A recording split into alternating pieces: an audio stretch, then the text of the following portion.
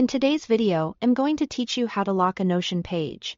If you want to prevent accidental edits on an important page in Notion, locking the page is a simple and useful feature to know.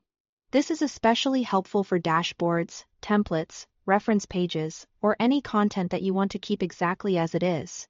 Once a page is locked, editing options are disabled, which helps protect your work from unwanted changes while still allowing you to view the content normally.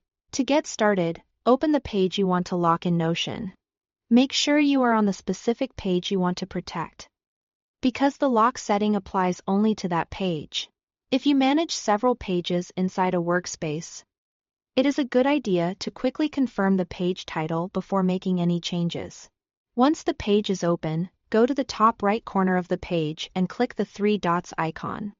This opens the Page Options menu, where Notion keeps several settings related to how the page behaves.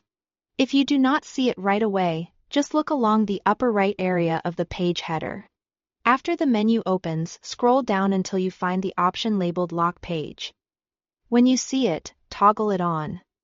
This immediately applies the lock to the page. You do not need to save anything manually, because Notion updates the setting as soon as you switch it on. Once the page is locked, a small lock indicator will appear next to the page name. This is your visual confirmation that the page has been protected. At the same time, editing options will become disabled, which means you will not be able to make direct changes unless the page is unlocked again.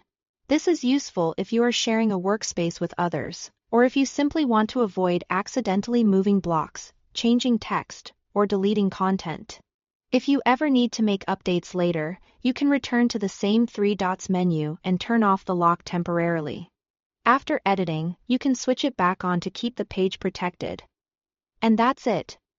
That's how to lock a Notion page quickly and easily.